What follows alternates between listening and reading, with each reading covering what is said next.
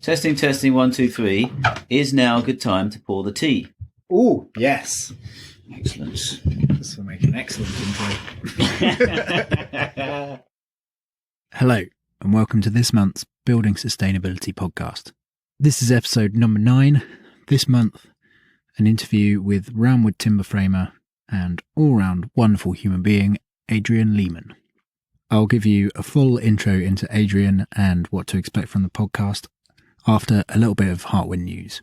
But I should start by saying up front that Adrian is a very passionate speaker, and that sometimes means the occasional naughty word slips out. So if you're listening with impressionable children or are in a public place and the occasional F-bomb will offend, then maybe now is not the time to listen to this episode. If you want to cut all this out and skip straight to the interview, then skip to around about 6 minutes. You might notice that Joe isn't present this month. That is because we have finished our summer build and Joe is enjoying a much deserved holiday down in France, taking some time away. I myself am back on my boat, currently floating somewhere around the Bristol region.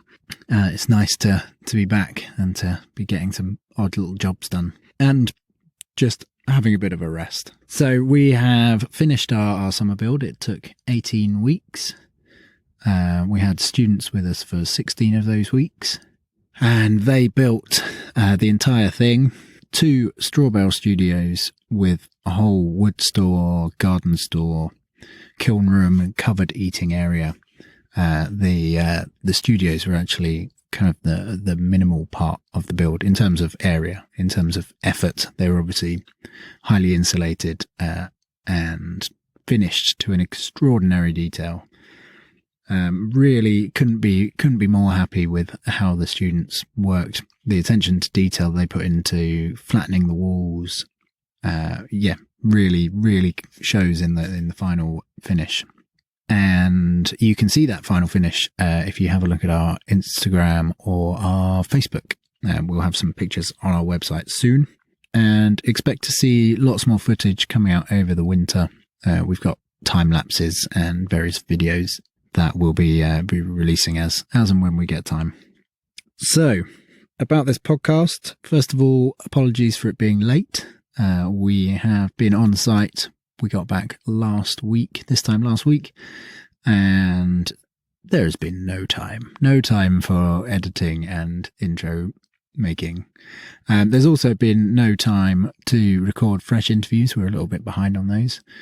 So this is actually an interview from April of 2019, earlier this year. And that means that some of the things that Adrian is going to talk about, he talks about them in the future tense, and they've already happened.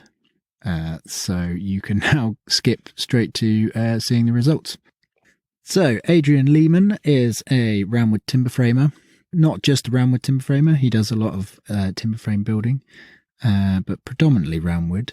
I think I first became aware of him when he worked on Kevin MacLeod's Handmade Home series. On there, he created a beautiful timber framed cabin. I first met Adrian when I was doing the Prince's Foundation, which is a thing I've talked about quite a lot on here. Part of that program, it's an 8-month long apprenticeship, and part of that is spending time with practicing craftspeople. And I sought out Adrian because I wanted to learn more Roundwood framing. And Adrian was very, very kind and set up a bit of a project for us to work on. And my overriding memory of that time is that for 3 weeks we worked and I bombarded him with questions, and he did a great job of just answering and not going mad. So thank you, Adrian. So in this episode, we talk about how, like many people who now work with their hands, Adrian started off his career doing something computer-based. We talk about how he transitioned into making things. And we talk a little bit about how he began. So like me, he did what was essentially a product design course, and then somehow managed to become working at a computer. And then both of us had a shake up in our lives and got back to building things with our hands. He talks about how he did that. He talks about one of the big projects he worked on during that time, which was Ben Law's house. He went and worked on that for 6 months. And yeah, he talks about those times. We also talk a little bit about the gathering of your own raw materials, whether that's digging clay out of the ground or felling trees to use in the project. Permaculture comes up quite a lot. Adrian actually gave me some advice in those weeks of me asking him questions. That was to find my local permaculture course and do that, because I think I was looking to do a sort of intensive long course somewhere away from my home, and he advised that I do a more local course, because part of it is finding out about the projects and meeting the people and making connections. And he was absolutely right. I've just this last year, I have finally done my permaculture design certificate with Shift Bristol, and he couldn't have been more right. So I'll be back at the end of the chat just to tell you about some of the things that I'll link to and give you another bit of news. And just a reminder that there are bad words in this. Be prepared.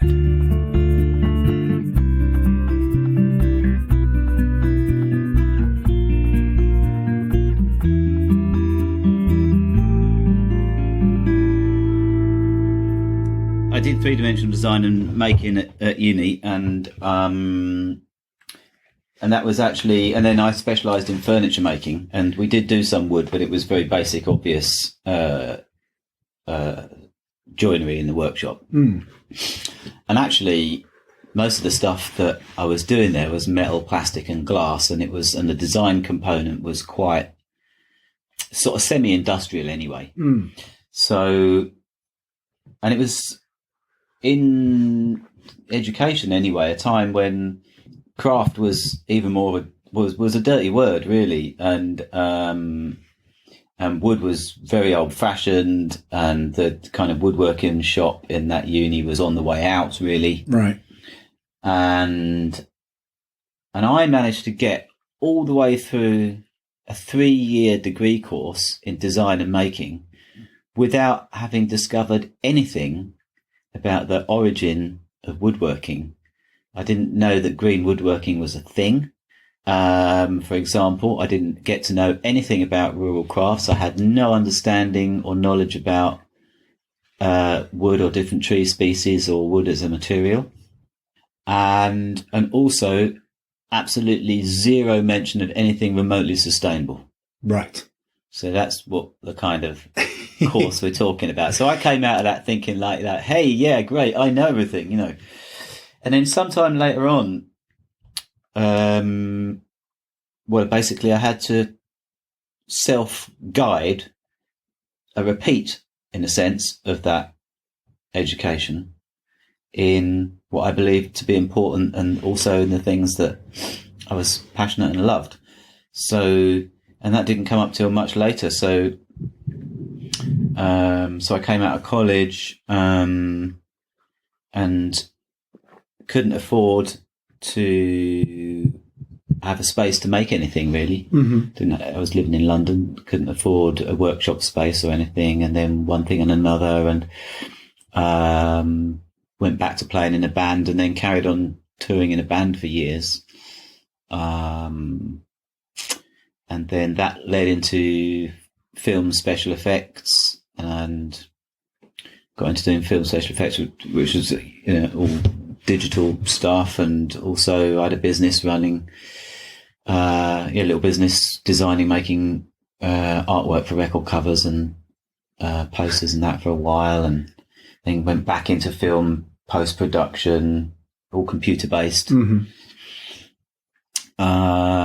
So then I went travelling and for a year and a half, and wound up in Belize, in the jungles in Belize, being learning to be a jungle guide, and that kind of awoke my interest in woodlands, which I think was in there from a kid, actually, because I played in the woods a lot as a kid.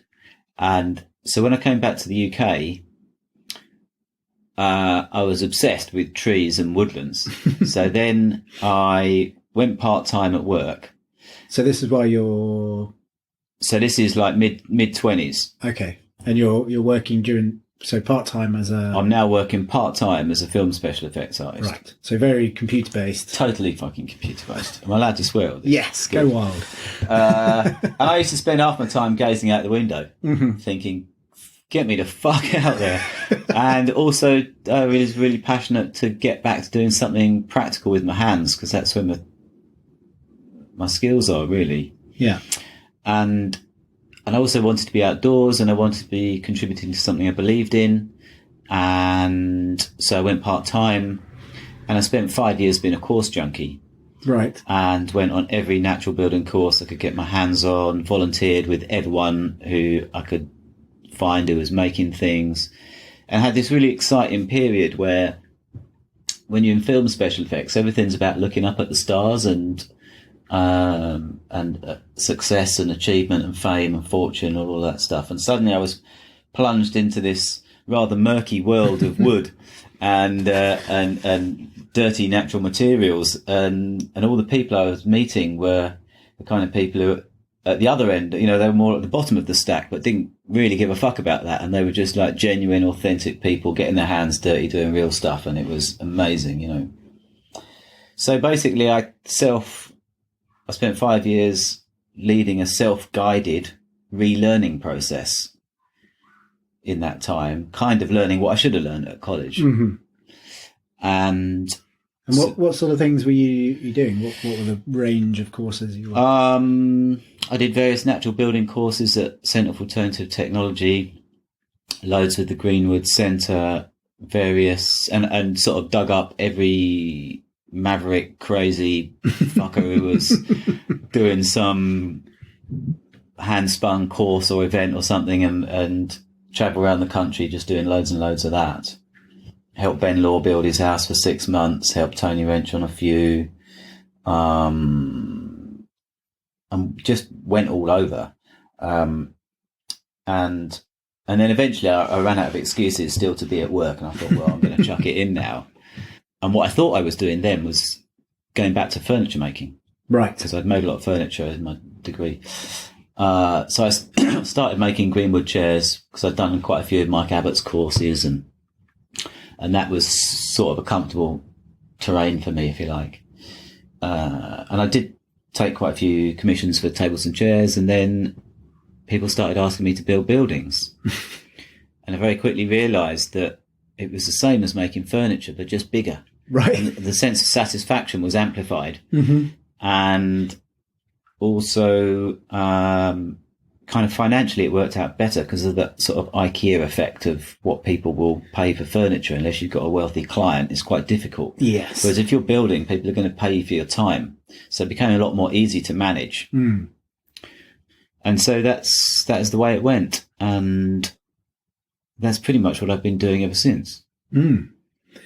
So you started building buildings, and was Roundwood like the obvious choice for that? Yeah. No, I mean, no, of course not. It's far more difficult. And, the more and more you get into Roundwood, the more you realise why it is that people invented sawn, square, straight, predictable, nice, right-angled stuff with a datum point, and it's all generic and quantifiable and blah, blah, blah, blah, blah, blah. But for me, why I had always intended to stick with that was because I love nature's form, and my entry point into making things was my love of woodlands. And part of my love of woodlands is all the crazy, wonderful forms that nature creates that you just can't better. And so I wanted to bring the wonder of that into the built environment. Mm-hmm. because we just love building things square and straight and flat. And I wanted the sort of the majesty and wonder of the natural world in the indoor built environment. Mm-hmm. Partly because I love it. I love looking at those shapes, but I guess also because to help remind people of where things come from. Yeah. The source of everything basically is the natural world, and it's really important, I think, for people in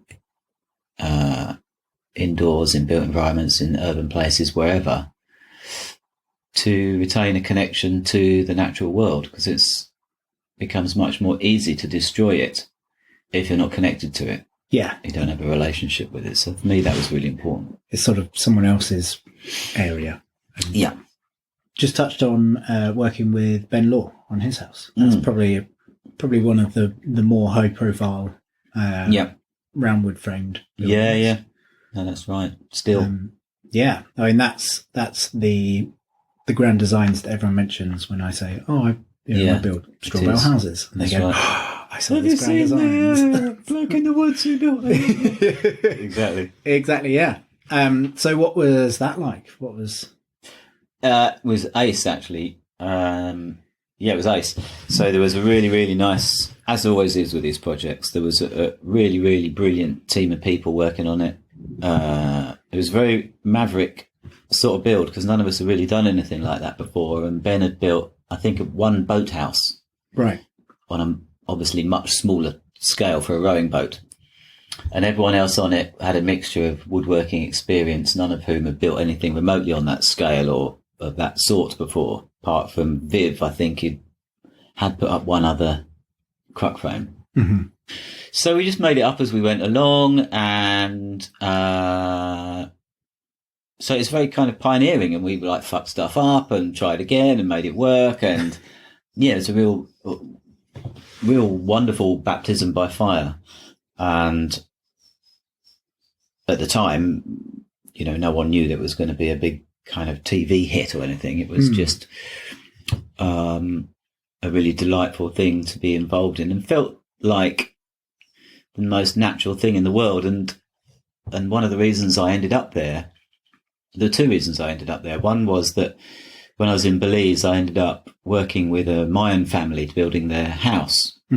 And so I really got the bug for building large buildings and house building and stuff like that. And then also I just completed my permaculture course in London, and a guy who was teaching on the course knew Ben and had just said to me, there's this guy, this charcoal burner in the woods down in East Sussex, he's got planning finally. We're going to go down and help build the house. You want to come? And I was like, yeah, definitely. and so we did do that. And it was really, really refreshing experience, actually, because it was right at the birth of Roundwood timber framing. And there were no rules, and there still aren't really that many in Roundwood timber framing, but there were literally none then, and we were just making it up as we went along. And it was really exciting and a wonderful kind of collaborative experience that, was, of course, a very lovely, sharing, caring experience, but it also had this wonderful frontier sort of redneck vibe about it, because because it was like completely unregulated, really. Yeah. When the building inspector was due to turn up on the day, we sort of slung up a noose on one of the beams on the house, just as a joke. But I mean, the bloke sort of turned up. I think he spent an hour there and then fucked off, and it was. Yeah.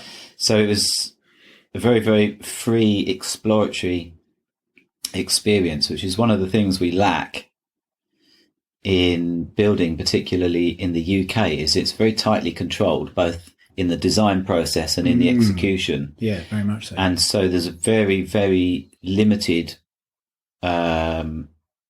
creative diversity within the built environment, particularly on the small scale. Yeah. Compared to a lot of other places on the planet. And so that was one of those moments, one of those rare, beautiful moments in the UK where there was huge creative freedom, more of the sort that you might find someone on a small scale craft project, much more than you would now find on a house build. So it's wicked. It's really cool.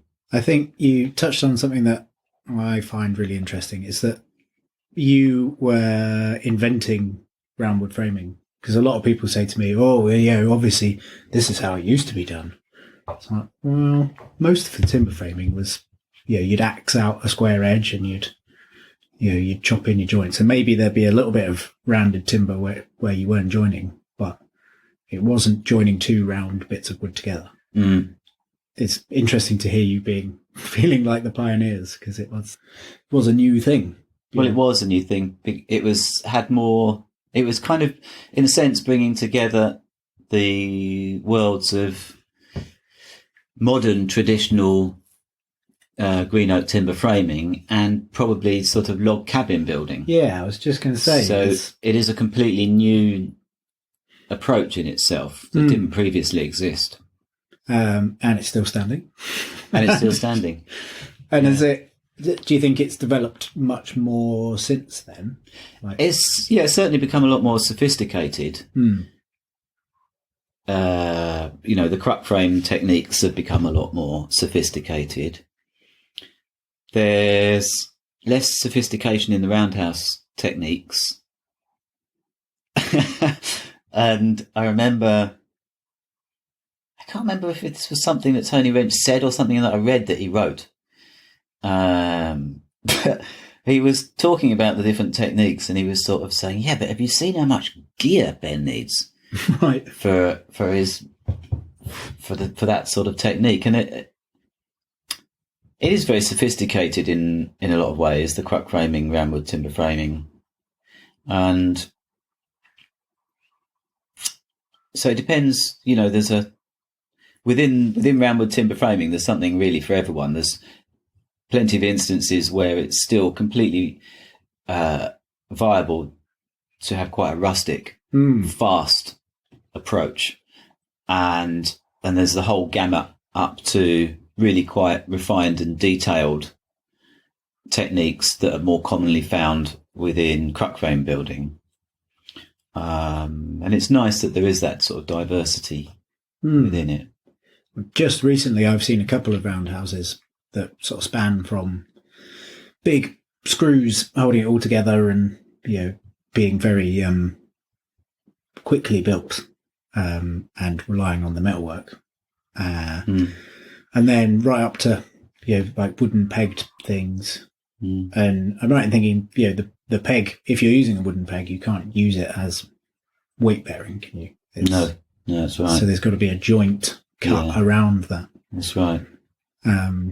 So there is that whole, you sort of go as deep into it as you... Yeah, that's right.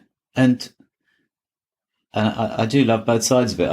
I quite love the joint geekery and all the jigs, and my mind actually quite delights in investigating different processes for achieving different results and getting a bit nerdy and concocting some new bonkers way of doing something. And then sometimes I like just picking up an axe and bashing the hell out of a piece of timber and making quite a roughly hewn joint in a very rustic building. So it appeals to different sides of me. And as I say, everything's got its place. I think what's actually most important for me is the accessibility of building to anyone. Yeah. And the deprofessionalization of it. And sometimes that does involve a slightly more accessible approach. And again, when I was living in Belize, when I was helping these Mayan people build their house, the whole village came out to be involved. Little kids, the whole family, the whole village, and everyone just started digging with whatever equipment they had and making the thing. And it was just part of normal everyday life, that it was an important part of the life of the community, that people had good places to live in. And everyone was invested in that. And it wasn't a professionalized thing. It was an everyday thing. And that had a really deep, quite profound effect on me when I came back. And so what is more important to me now is when I design something, because all my projects are educational projects, I kind of retro design them, if you like, to make the process of the build and the techniques and the skills accessible to the sorts of people that will be involved over the timescale that's available. Right. And so I sort of work it backwards, and that community-based side of things, of giving people ownership over the skills and the built environment and allowing people to have a stake in what happens, is massively important to me. And that's way more important to me than geeking off about some particular technique or particular way of doing things that's really clever for some reason, you know. Because although I do quite like that, it does have the capacity of excluding people. Yes. It's a bit more of your own sort of self journey of like, I've just done this incredible scarf joint. Yeah. As opposed to, 10 people have come and learnt how easy it could be to do something. So your company, Wholewoods, you've been building stuff for quite a few years now. I have. That is true. What's you've mentioned sort of the education stuff. What's the focus of? Do you have a focus? I do have a focus. I started off as having the focus of, this is brilliant, I'm out building stuff out of wood. Well, that initially was the focus. Yeah. Then the focus became refining those skills and becoming really good at it. Mm-hmm. But that was the focus then for quite a long time. Then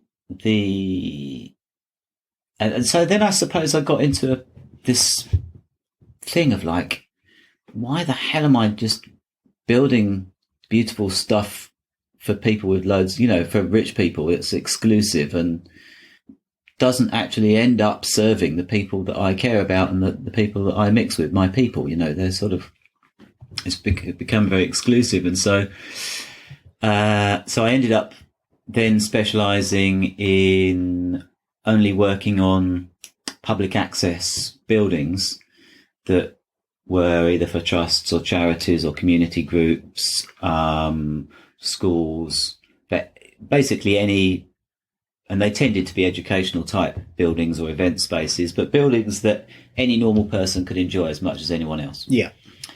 And so that became my focus. So it has become a very, I've sort of hoisted myself by my own petard a little bit, because it's not an enormously lucrative mm-hmm. niche that I've inhabited, but it's the thing you enjoyed. But it's a thing that I enjoy and believe in, and it does keep me afloat. And I'm somewhat of a subsistence artist, so I managed to make it work. But it does limit the amount of commissions that I can that I tend to take on. But it does just about do it. And then all of those projects are projects that people can come and get involved in and volunteer on and learn the skills, very much like yourself, that people who are time rich and cash poor can still come and learn and get an experience and contribute to something. So that's become my focus.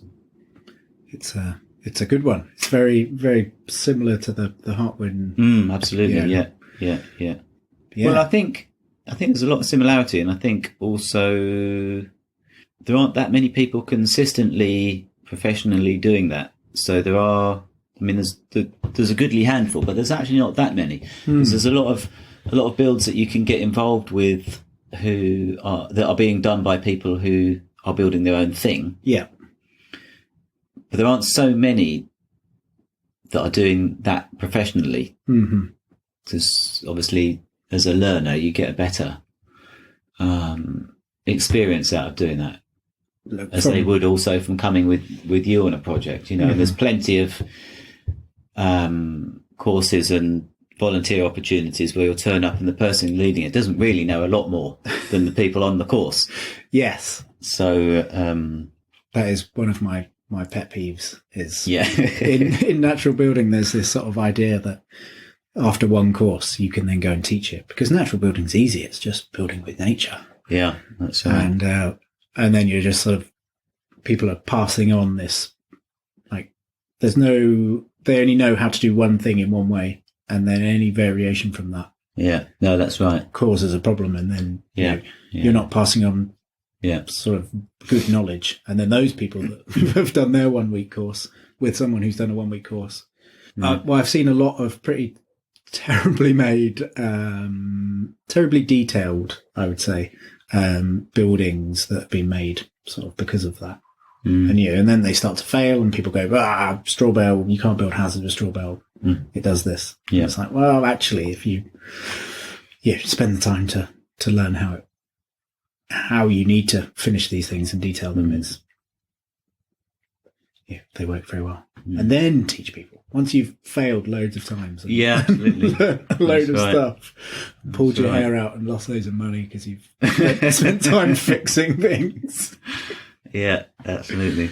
You run a series of build camps. Is that Yep. call them? How does that work? What's that all about? So what we do is we take on projects that are usually either underfunded. Well, yes, that are basically always underfunded. Yeah.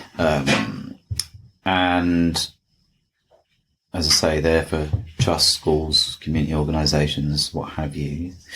And so partly the fact that the build is run as a learning camp for a group of people to contribute to building means that the project gets to happen, and the organisation that end up being the owners of that building get their needs met that otherwise wouldn't have been met. So that's really important. Obviously, it's a space for people to come to learn who are time rich and cash poor. And we pass on the skills, people learn on the job.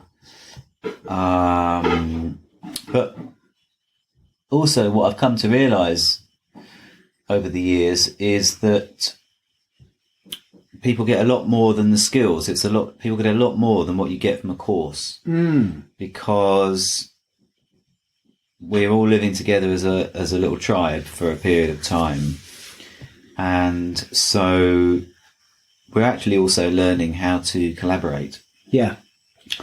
And we're also doing things in a way that's more in line with kind of open source technology in a sense. So there's very much less kind of private ownership of the skills and of the techniques, and so it's a very open sharing and different way for a group of people to collaborate. And of course then there's just the loveliness of the fact that most of these projects are happening in a beautiful place, and you're hanging out in nature and doing what human beings were designed to do, which is be outdoors, be in nature, be in each other's company, be eating together, working together. I was going to say sleeping together, that's not necessarily required.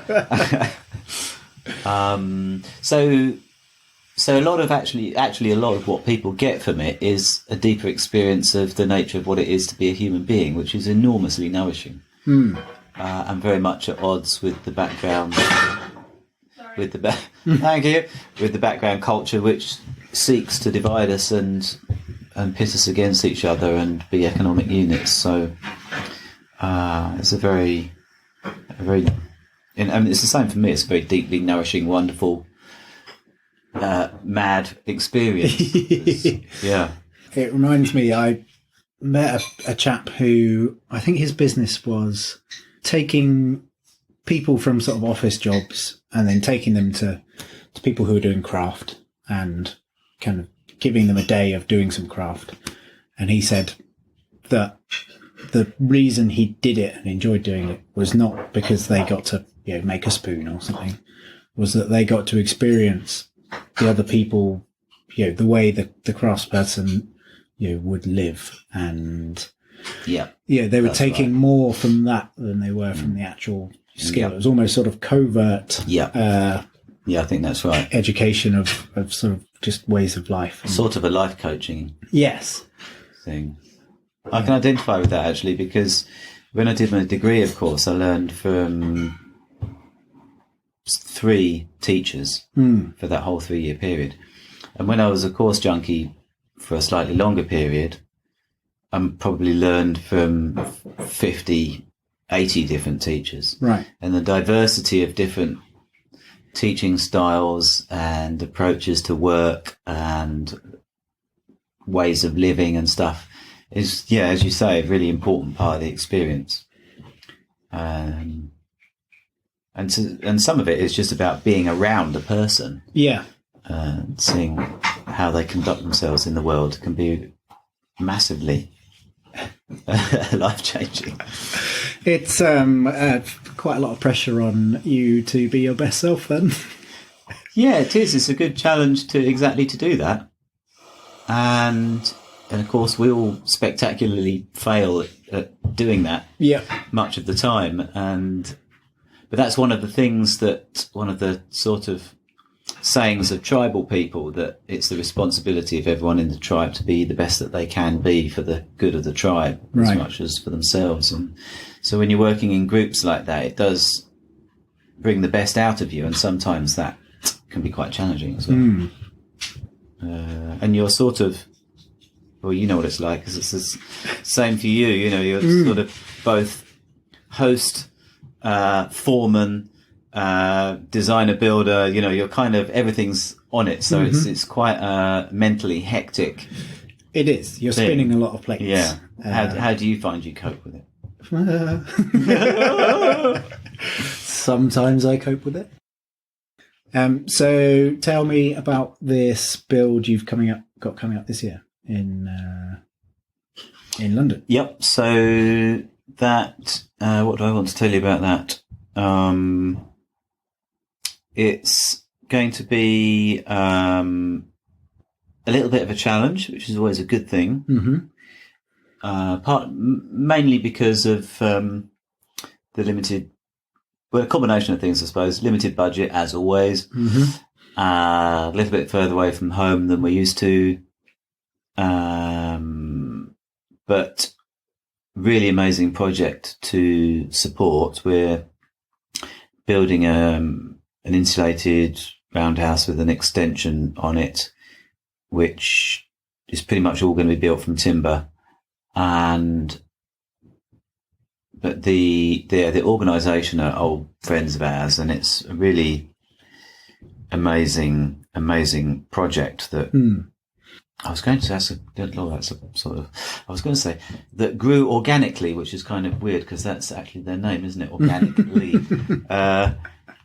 but it's a community food growing cooperative, and their outreach projects are just off the scale. It's really amazing what they're doing. So it's a really lovely thing to go and support them and to help their project. And although it is kind of a little bit further, a bigger project and further afield than I would like, really. Yeah. It's really amazing to support them and be part of what they're doing, and a lot of them are old friends anyway, so that's really wonderful. Nice to go sort of full circle and reconnect. Yeah, that's right. It's kind of my old family from when I was in London. So when I did my permaculture course in 2000 with what was then NatureWise, which is now sort of more based in Wales. Some guy set it up in London to move to Wales. And so some of these guys I met on my permaculture course, and then some of them, a group of us went and did our diplomas together, who are from Organically, and so they became really good mates, and we've run many projects over the years. And then at one point, Permaculture Courses in London was sort of taken over by this group, and at that venue. And so it's like a really, really interesting place, because they're the permaculture principles are very much adopted by the people there and the site and their methodology. But it's very interesting to, like, over the years, the ways in which they found some of those principles are useful and some actually aren't. Right. Through kind of like real kind of coalface exploration of how these things are going to work, and not necessarily from the point of view of just the technicalities of how one engages with nature and plants and so on, but from the point of view of within the context of what is essentially a fairly urban food growing project that is very community inclusive. How viable is it, for example, to have complex no-dig growing beds when you've got a stream of volunteers coming through who don't know what they're doing? And actually they found that in a lot of cases, less diverse and complex systems that have in some ways more in line with conventional growing work better. Yeah. So there's lots of little things like that. So it's really interesting sort of test bed place for all of those sorts of things. Really fascinating. And of course their approach to buildings and comes into that as well. You know, they inherited what was an old council plant nursery, and you know the place is sort of, all the buildings are full of the most appalling, you know, materials. Right. Asbestos. You know, just everything. Yeah. Everything bad basically is there. So it was a very interesting kind of reality check of the ideals of permaculture, but put into a really gritty situation. Yeah. You know. So that's really a really good project to be involved with. I'm really glad about that. What's the purpose of the building? So the building will be outdoor classroom. As I say, they've got a wicked outreach. So, you know, so diverse, so multicultural, just because it's, you know, it's in the belly of the beast, or well, it's on the outskirts of London, but it's right there, you know. So a classroom where they'll be extending their capacity. They've got an indoor classroom in the main building already, but it's like maxed out a lot. So it'll be a massive boost for them to have a bigger additional classroom again, but also further away. So they do a lot of work with either at-risk groups or offenders and stuff. And so it's be useful to them to have a teaching space that's separate from some of their other at-risk or vulnerable groups. So that's the kind of the vibe. Nice. That sounds like an exceptionally worthy project. Yeah, for sure. Yeah, it's a really good challenge, and a new group of people, which will also be a really good challenge, because we've had quite sort of consistent core group of Build Camp participants over the years, and so most of the people on this one are new. So quite looking forward to meeting a new bunch of crazy. Eager builders. Yes. So it's how long's the build? Builds kind of 3 months, depending on how things go. It's very difficult to predict these things, as you know. Especially, building with you're taking on people for shorter amounts of time, which adds in a whole level of unknown. Yes, I'll let you know about that. We've done it. My sense is that, well, it's already added complexity, but it will add a lot more. Yeah. My assumption is it's not really a enormously viable way to do it. Right. Yeah. That's my opinion, listeners. Don't do it. It's probably wrong. Don't do it, especially not if you ever want to make any money. Yeah, for sure. So you touched there a little bit on permaculture and kind of your run-ins with permaculture. How's that kind of affected your life, your business, Well, it affected my life initially a lot, because I made a lot of mates through getting involved with that. So that has been amazing. Mm-hmm. And affected my outlook on life and the world and how things could or should be done. And was another avenue of teaching for me. So I started teaching on permaculture courses after I did my diploma. And so I've generally taught as you might imagine, I've generally taught the sustainable buildings section and the woodland based section. And what I have found over the years, though, is I started to get a bit kind of disgruntled. Is that the right word? I don't know. Kind of, because in what we ended up doing a lot in the early days in the curriculum was focusing in the building section about how to build your own house. And it did occur to me fairly early on that, well, okay, so we've got a room full of 20 people here, and we're holding these courses a couple of times here. How many of these people are actually ever going to get to build their own house? How relevant is it that I spend all this time telling these people how to lower their footprint and such by building their own house? So eventually I ended up turning it to a look at how to use materials sustainably in whatever building project you've got, which could be putting up a shelf. It could be rebuilding a garage. It might be a refurb, or it could equally be scaled up to, apply to building your own house. But to try and get away from that focus of like, we're all going to live in a hobbit house, because that's not a viable vision for how the UK is going to be, because we've got a huge amount of houses already. Yes. And people are urbanised in the main and so on. So we started looking more at material use and getting people to understand the embodied energy implications of the harvesting, transportation, processing and use of different materials, and to think about materials in the context of material environments. So it's not just that you've got a piece of stuff.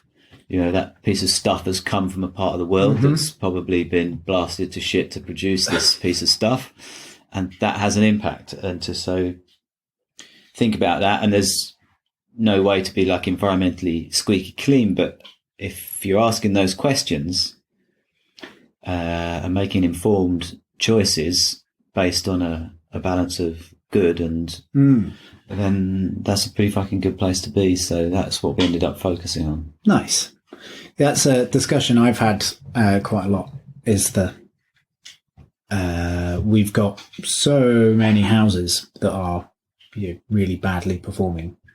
Actually, wouldn't it be more beneficial to focus on how we can make those more insulated, more moisture permeable, better living conditions from what we've already got, than to be sort of focusing on new builds and generally new builds for reasonably wealthy people, because natural materials are, because the labor cost is higher, they are generally a bit more expensive. Yeah, that's right. Yeah, absolutely. And I think in terms of people's lives, like a lot of people, it's the same with you, I'm sure. A lot of people will come on the courses or the building events because they want to build their own house.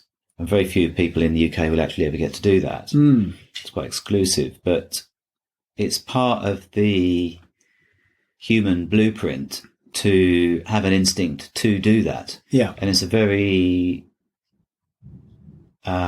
deep instinct that is, it's like a very deep itch that needs to be scratched, basically. And it's really important, lovely, wholesome experience, exciting, experience for people to have. And if they can't build their own place, to go and be able to be involved in building a thing with a group of people. Sometimes there's like scratches a quite substantial part of that itch, and that's a really good thing, And so we've always had practical components on the permaculture courses to give people a little flavour of that. And same with the woodland work. We've gone felled some trees and helped people get a sense of that full process of what does it really mean to take a material from the natural environment. Like building something with natural materials is a very profoundly satisfying thing to do, and it's hugely deepened if you also go and harvest some materials and build them into something. So whenever is possible, we'll go and sort of ceremonially fell some trees with some axes and long saws, and they'll go in the building, you know, because and we can't always do that, but on the times we get to do that, it's fucking brilliant. So I did some work with you way back, maybe 4 years ago, and we made a roundhouse, and we mucked up one of the joints and had to get another tree, and it cost 15 quid, I think. Yeah. And I remember being utterly shocked and slightly disgraced that you know, this tree that, you know, probably 30 years old, and you know, that was its value, 15 quid. You know, it's all the processing and the drying and the planing and that will turn that 15 quid tree into however much you'd spend on the same amount of 4x2. Yeah, that's right. Yeah, it's sort of shocking, isn't it? The devaluation of natural materials in the mechanical age. Yeah, it's completely out of whack, isn't it? Gives people a deflated sense of the real meaning and value of parts of the natural world that become very cheaply available, mass available products. Yeah. But, you know, the interesting thing is when you actually have to go and harvest some of that stuff by hand yourself, then you're suddenly aware of a whole different way of valuing what that thing is, because it's a huge amount of effort usually.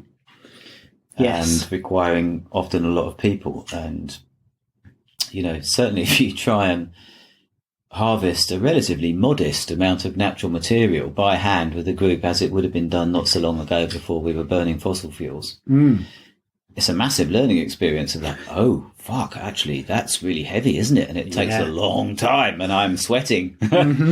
So, yeah, it's a really valuable reappreciation of the true cost of things. Yeah. On our last build, we were lucky in that the foundations were dug and we had really good clay. So we had a big pile of clay, but that needed to be dug out of the big pile, put into baths, wet down, and, you know, turned into a material we could use in the building. And it was a full time, you know, we were just rotating people through that job because it was, you know, all day, every day, someone had to be on that to keep up. And it's a lot of effort, and it's a lot of, you know, throwing shovels around, and it's hard graft to get free material. Yes. you earn it basically, don't you? Yes, exactly. Is what we're saying. Yeah, you totally earn it. Yeah, you got all the blisters to prove it. Yeah, that's right. One of the joys of, I suppose it takes me back to the origins of my interest in this from when I was in Belize, but one of the joys of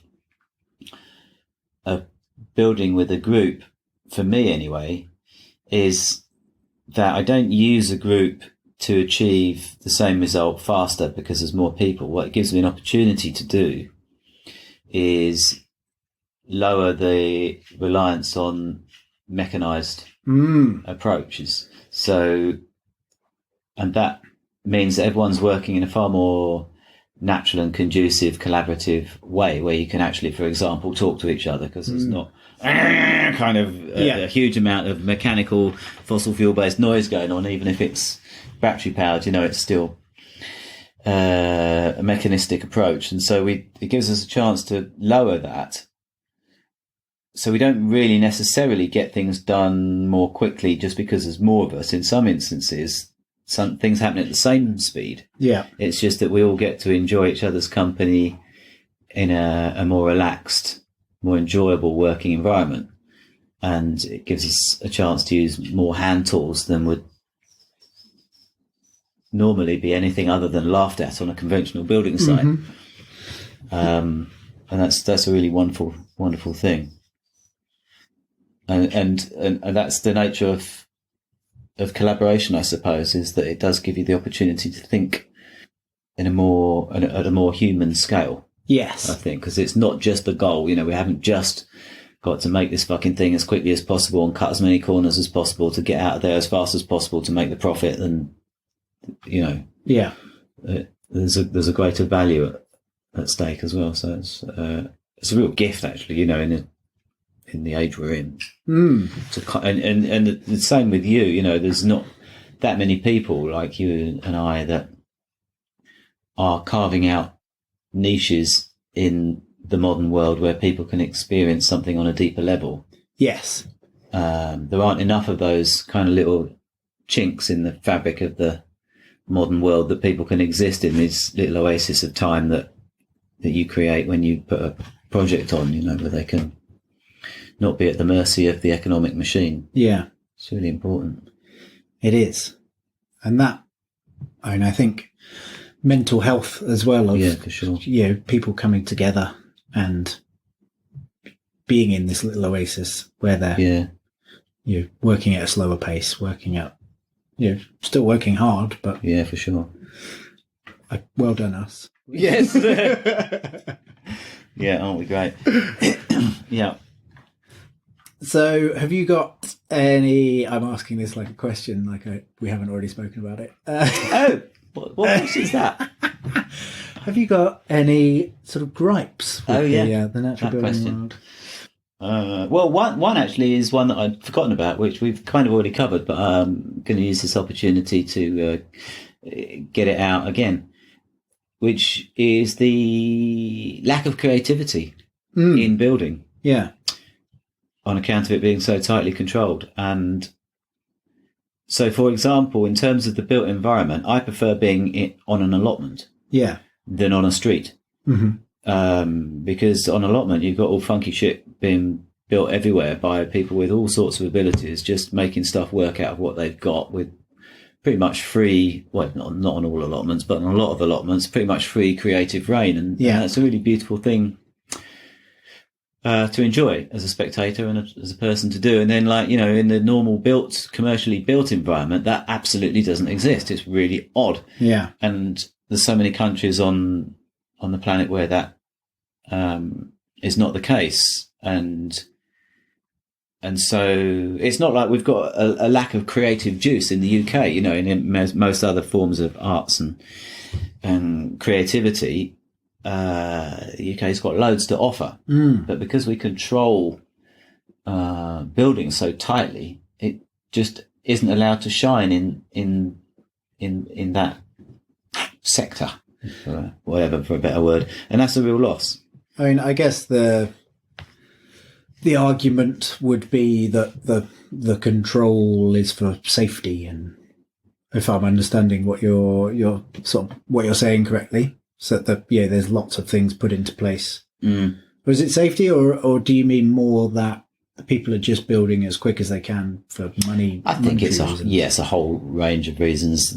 The ones you've mentioned included, but also the fact that the process in putting together a building of a normal conventional sense dictates that you cannot work as any other craftsperson or artist would, which would be that you have the flexibility and freedom to be informed by the materials or some random event or your mood that day, and change the design, adapt, go off at a tangent, explore. That's where the real juice of creativity comes. It comes when you might least expect it, for example. Yes. It doesn't necessarily all come out when you're in the planning stage. And I certainly know with the sorts of buildings we do that aren't usually normal street-based houses, that those amazing moments of creativity come out of the old fuck moment, where something happens and you weren't anticipating it. Or some random person you discover that actually who's on the project, and they've got a passion for carving, and you're like, right, okay, great, let's carve some funky shit and put that in the building. Or we've so-and-so drove in that day and found these really amazing windows in a skip. They're not the same size as the windows on the plan. You don't, so you can just improvise and make do. And certainly, and again, certainly within the permacultural approach to things, where you want to be reusing at source locally discarded unwanted things. That's very difficult in a house, conventional house build. Very difficult. It's a thing that if you strive to do it, it well, it often ends up being more expensive to use reclaimed stuff. Yeah. A case of that in the last build we did up in Scotland. There was these lovely little wall lights with a little pull switch on off, reclaimed from somewhere like a car boot sale or something. And the electrician must have spent like 3 days trying to get them to work. And oh, wow. And finally gave up, and then they bought some new ones. And so it cost a huge amount of money in the electrician's time, and then didn't even get used. It's yes, a shame. I mean, I've no idea how that situation might change. Actually, I think we kind of are where we're at. Certainly, when people are being paid to build, it sort of puts that limitation on it. So I think absolutely. if you're doing it for free, then the time is not an issue. So that's bugbear number 1, and bugbear number 2 is simply that folk in the UK will struggle to, in the main, struggle to be able to build their own house, and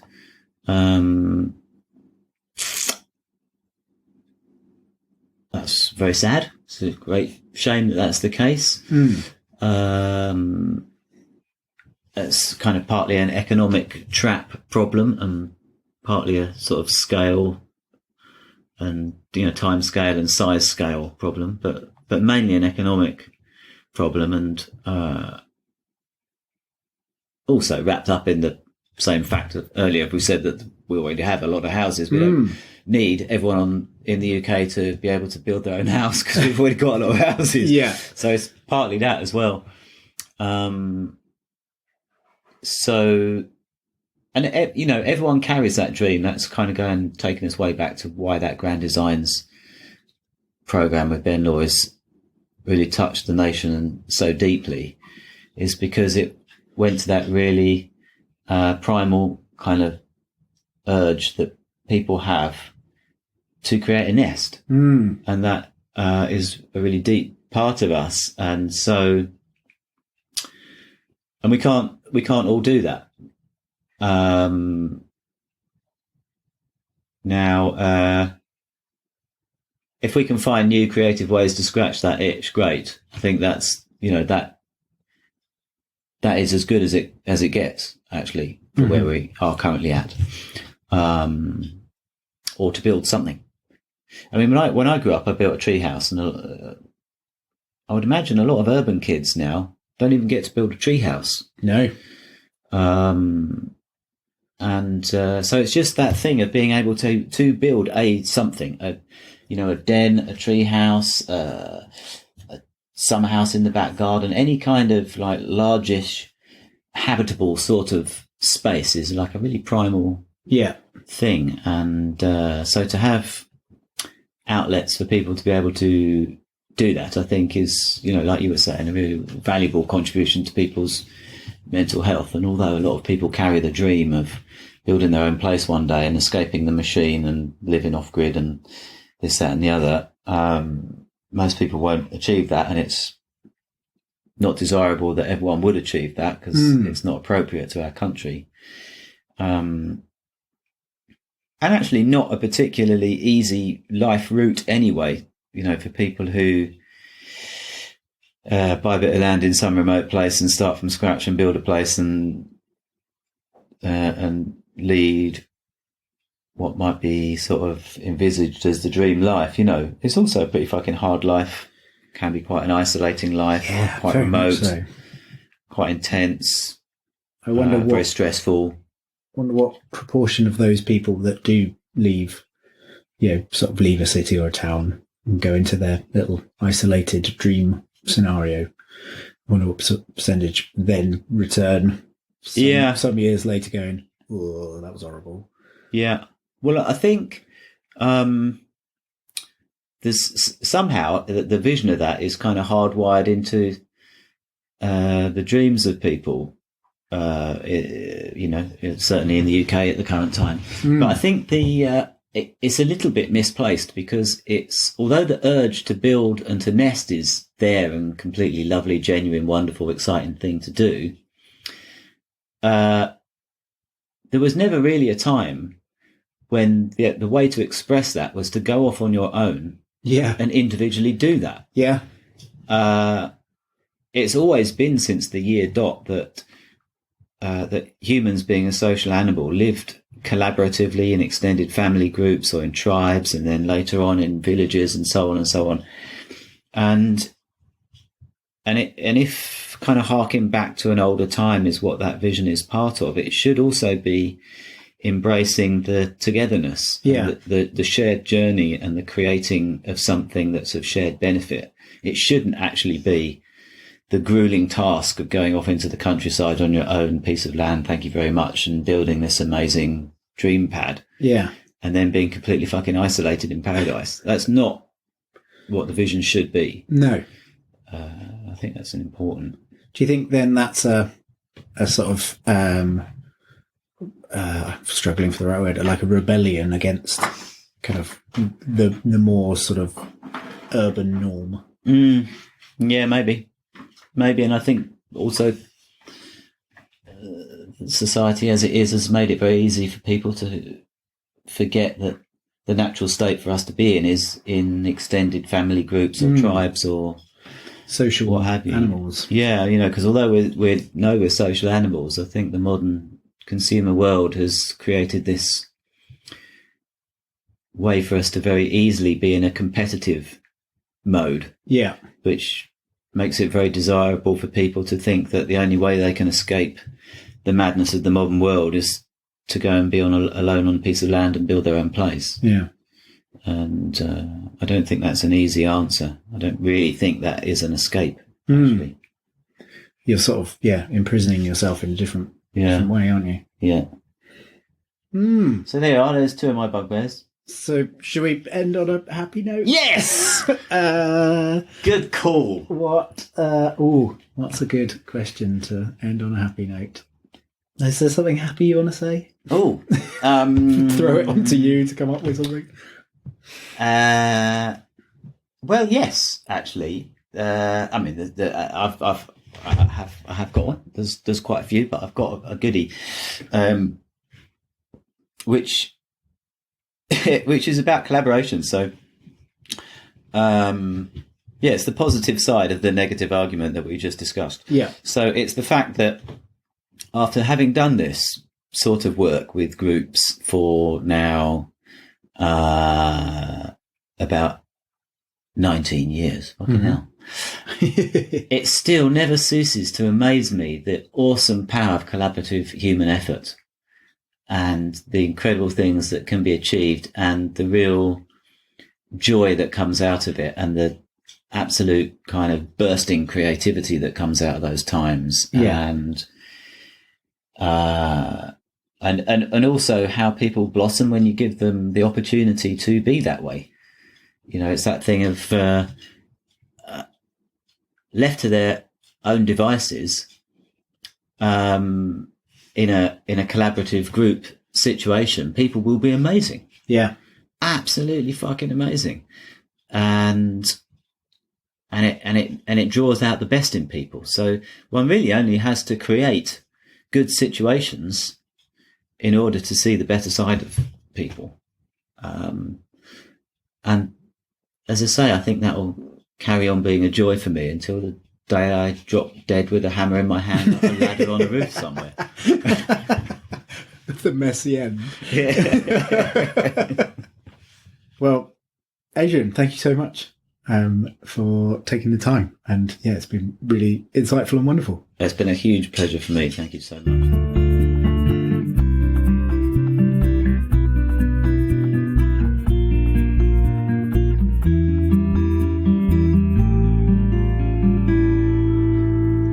So I hope you all enjoyed that. Thanks again to Adrian Leaman. You can check out his website at wholewoods.co.uk. That's whole, WHOLE, woods. And he's got pictures of that project he was talking about and of his many other beautiful projects. I'll also stick some links up to the Centre for Alternative Technology, where Adrian did some of his initial training, the Greenwood Centre, Ben Law. If I can find a link to Ben Law's episode on grand designs, it's definitely worth a watch. It was one of the main influences in my changing my life was seeing that episode. So it's a very important thing, and great that Adrian was involved in it. I'll also put a link to Tony Wrench's website. He creates beautiful roundwood round houses. I actually, just after this interview, got to meet Tony Wrench and spend some time in one of his round houses. He's a very nice chap, and I hope to get him on one of the podcasts one of these days. I'll also pop a link into Mike Abbott. He is a fantastic chair maker. You can go and do a course with him and make a chair. And also Organic Lee, which is the project that Adrian is building for. A really great organisation there. And I used to moor up around their neck of the woods when I was floating around London. Such a worthy an excellent cause to be building for. Okay, that's all of my nonsense today. Thanks for listening. If you have enjoyed this, do subscribe and check out the other interviews. Otherwise, until next time, see you soon.